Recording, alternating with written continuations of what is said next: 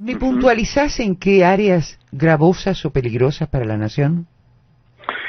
Bueno, hay varias cuestiones. La primera tiene que ver con, digamos, es un DNU que lo que intenta es desregular la economía en su conjunto y que por lo tanto, bueno, el sentido de la mayoría de sus planteos va justamente en esa orientación. Hay un primer componente de medidas que tienen que ver con la desregulación comercial. Quizás uno no se da cuenta porque no las tenía incorporadas, algunas medidas funcionaban, otras funcionaban más o menos, pero que te afectan en la vida cotidiana. ¿De qué estoy hablando? Por ejemplo, la eliminación de la ley de góndolas, que de hecho ya no existe más. Uno podía decir, bueno, la ley no funcionaba o funcionaba parcialmente. Ahora, lo cierto es que una pyme o las economías regionales que por ley tenían garantizado un lugar en la góndola, hoy directamente no lo tienen, con un agravante que es que habilita algo que está expresamente prohibido, pero es muy difícil de chequear, pero de hecho existe, es que se comercializa la góndola. Digo un poco más, se comercializa el lugar donde se ubican los productos dentro del supermercado. Está bien y esto que es lo una destaques, porque eso no se sabe. No, esto es una gravedad inusitada, digamos. A ver, cuando yo pongo los productos que están en el medio de la góndola o en las esquinas a la altura de la vista, exacto, en general uno tiene la tendencia a agarrarlos con mayor facilidad. Si yo imagínate, exagero, pero poquitito, lo pongo abajo, dado vuelta, digamos, que no se vea ni siquiera la etiqueta, o arriba, atrás, bueno, nadie te lo va a comprar. Y no. Eso, básicamente, el supermercado suele cotizarlo. Y de hecho, hoy funciona con una lógica distinta. Las empresas tienen repositores propios para evitar que otro repositor les haga eso a ellos. Claro, claro. Digo, que se lo entiende cómo es que se lo la saque lógica, del lugar privilegiado. Claro, la lógica de la desregulación te lleva a esta ley de la selva. Y con algunos agravantes muy importantes, porque a la par de esto, hace unos días la Secretaría de Comercio eliminó unos 60 resoluciones y demás, entre ellas una normativa. El DNU elimina o desregula en general la góndola, pero esas normativas se eliminan. Por ejemplo, una cosa que se llama Simona, que era una normativa de Augusto Costa de 2015, 14-15, sí, que decía, si vos, por ejemplo, no tenés producto, o tenés desabastecimiento en un producto, me tenés que avisar, con 48 horas de anticipación, de manera de evitar la especulación del precio con el desabastecimiento. Bueno, eso se eliminó, pero además se eliminó, es decir, yo le di la herramienta al supermercado para que me esconda el arroz, como pasó en la campaña electoral, esperando que después lo venda más caro. Y incluso se eliminó las obligaciones de cumplir con lo que dice el rótulo. ¿De qué estoy hablando? Supongamos que yo te pongo un producto que dice light y realmente no es light, digamos, no podemos discutir la pero sí, supongamos que te estoy engañando abiertamente. Bueno, no hay sanción. No hay sanción. Si yo te habilito al engaño, liso y llano. Esto hace la desregulación que te mencionaba, estos 60 resoluciones del otro día, pero están dentro del marco de del rumbo que marcó el DNU. Es una quita, digamos, que el norte y el vector de todo esto es una quita de derechos, porque cuando vos estás comprando y el otro está promoviendo algo, ese es un contrato entre el consumidor y quien publicita determinadas cosas. Mencionabas lo light. Mira, el otro día se lo pregunté a Bertie Venegas Lynch y él me dio la siguiente respuesta. En realidad son los derechos de los supermercados de los grandes industriales, lo cual en realidad, sí, yo también me reí, porque no lo podía creer, porque básicamente le dije, pero ¿no te parece que es distinto el poder que tiene uno y otro? Porque si yo me paro de manos y no le compro a Molino Río de la Plata los fideos Matarazzo, ¿qué? Te escupe. Pérez con pan los va a bajar de precio. No tiene sentido, es decir, las regulaciones no son porque yo tengo ganas o estoy aburrido, tampoco creo que todas sean buenas en todo momento y lugar. Ahora, lo que vienen es a intentar equiparar relaciones que no son iguales. Con lo cual, eliminarlas, esto cuando nosotros decimos el eslogan, digamos, si querés, la ley de la selva, es darle poder al que tiene más poder.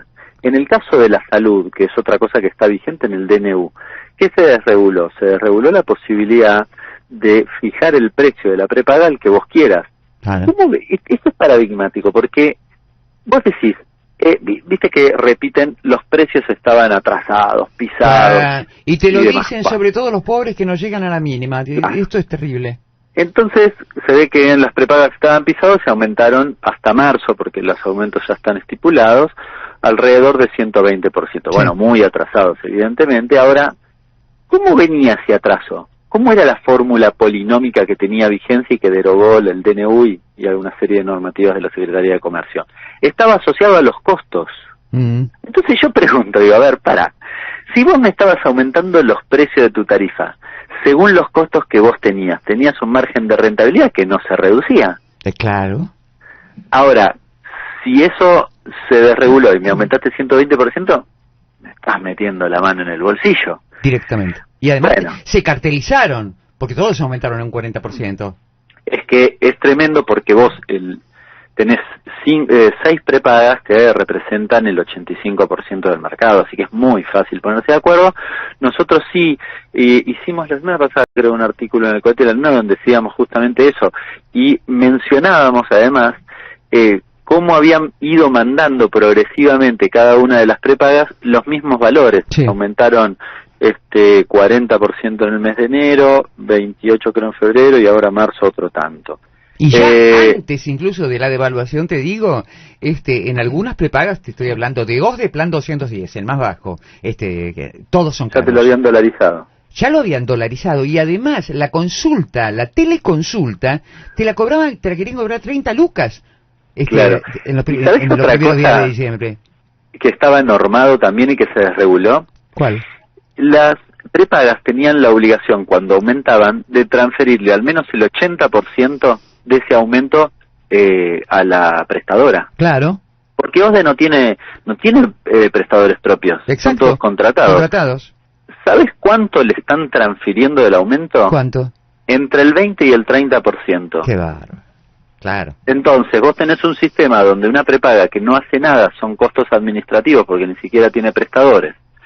Gana fortuna, son ricas, y prestadores pobres, y un servicio magro y caro.